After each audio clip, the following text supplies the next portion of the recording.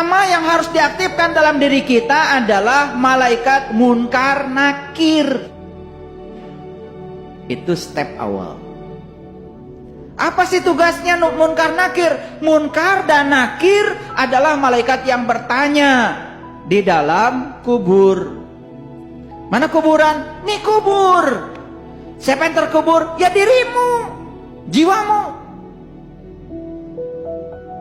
Jiwa itu harus kenal pada Allah dan Rasulnya. Makanya ditanya, siapa Allahmu, siapa Rasulmu? Yang satu ditanya munkar, yang satu ditanya nakir. Di sini. Ada nggak yang nanya? Ada nggak nanya? Itu segitu gede suaranya kalian nggak pernah denger. Karena kalian itu sudah miskonsepsi tentang itu. Karena kita tahunya munkar dan nakir itu nanti katanya di kuburan. Begitu kata dikubur, udah mati, ditanya malaikat, siapa Tuhanmu? Siapa Rasulmu? Gitu. Gak ada kerjaan. Orang-orang mati ditanya-tanya. Yang hidup aja ditanya belum tentu bisa jawab. Ya kalian gak pakai mikir kan? Karena gak pakai mikir. Yang kayak gitu ya dianggap keyakinan. Kuburan tuh di sini nih, lihat kuburan, ini kuburan. Kan suka tanya di sini, siapa diri saya? Dari mana saya asal? Kemana saya harus kembali? Apa tugas saya di sini? Pertanyaan tentang diri itu pertanyaan tentang Tuhan. Makanya harus kita kenali dua, satu Allah, dua Rasulnya. Siapa yang bertanya? Jiwamu. Makanya syahadatkan asyhadu an la ilaha illallah wa asyhadu anna muhammadar. Siapa yang bersyahadat? Jiwa. Pada siapa? Pada Allah dan Rasulnya. Maka malaikatnya dua, munkar, nakir. Keren gak? Nah kalau sudah bisa menimbulkan pertanyaan dari munkar dan nakir di sini, karena malaikat itu di Quran dikatakan tidak ada di luar dirimu, malaikat itu ada dalam dirimu. Nah setelah munkar dan nakir, kan ada pertanyaan dalam diri, saya ingin tahu sejatinya diri saya. Leluhur kita di tanah Jawa sudah bilang, kalau kamu ingin tahu siapa sejatinya diri kamu, kamu harus kembali ke rahim ibu. Harus belajar mati sakjeroning urip. Kalau di Quran surat An-Nisa dikatakan, bunuhlah dirimu, keluar dari kampung. Berarti malaikat siapa? Ijrail. Pencabut apa? Pencabut nyawa.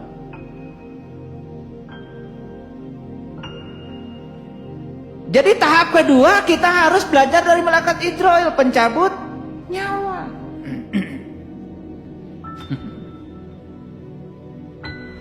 Ngerti maksud saya? Awas, bukan pencabut nyawa mati beneran. Kalau mati itu nggak usah dibicarakan lagi. Quran tidak cerita mati itu. Quran cerita mati selagi hidup. Makanya kullu nafsin zaikatul maut. Setiap yang bernyawa harus merasakan rasanya mati. Merasakan rasanya mati kudu hirup. Merasakan rasanya mati itu kalau pada saat kita masih hidup. Orang mati tidak bisa merasakan mati.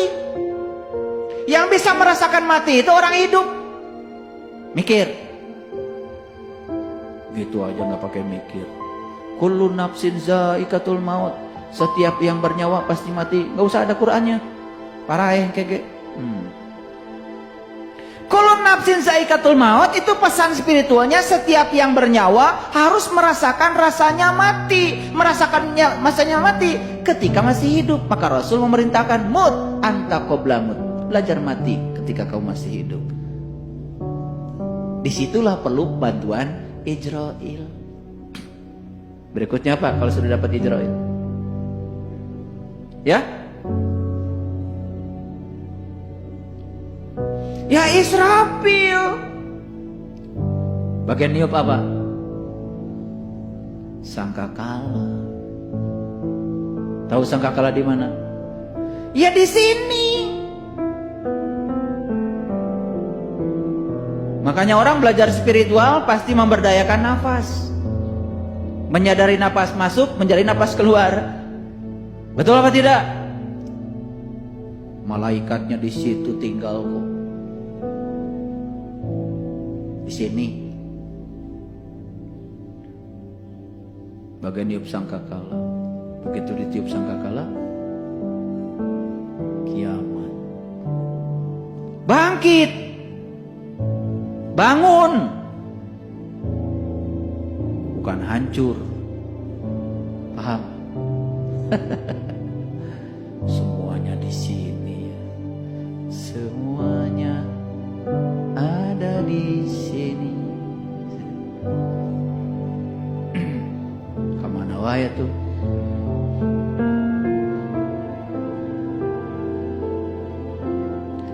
Begitu sudah bangkit, berikutnya apa? Malaikat apa? Malaikat apa? Ya pasti Jibril dong. Menyampaikan apa? Menyampaikan pengertian, menyampaikan intuisi. Makanya yang sudah tajam tahu-tahu ngerti. Pinter tanpa belajar, cerdas tanpa berlatih. Tahu-tahu ngerti. Tahu-tahu ngerti. Gitu. Paham?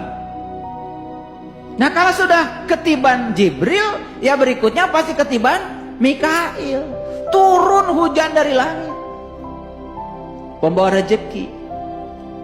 Nah rezeki yang paling agung adalah hidangan dari langit. Itu yang diminta Nabi Isa. Allahumma rabbana anzil alaina ma'idatan minas sama'i takuluna id. Ya Allah turunkan hidangan dari langitmu. Yang turunnya hidangan itu merupakan hidangan bagi hari raya bagi kami. Keren banget itu di Quran. Di Quran itu cerita barokah yang turun dari alam tinggi yang disebut dengan hidangan dari langit. Langit mencerminkan alam-alam tinggi, alam malakut, alam jabarut. Itulah dikenalkan oleh Jibril. Jibril dekat dengan Mikail, turun hujan. Hujannya bukan hujan air, tapi hujan adalah hujan ma'ul hayat, hujan nur ala nur dari langit rohani kita. Sudah jiwa kita menjadi merdeka. Makanya terakhir tinggal berkenalan dengan Raqib. Semuanya baik ternyata, tidak ada yang buruk. Karena baik dan buruk itu adalah penilaian kita. Siapa yang sudah menemukan kebaikan di dalam, semua yang di luar baik-baik saja. Maka puncaknya jadi ridwan, ridho. Jadilah surga.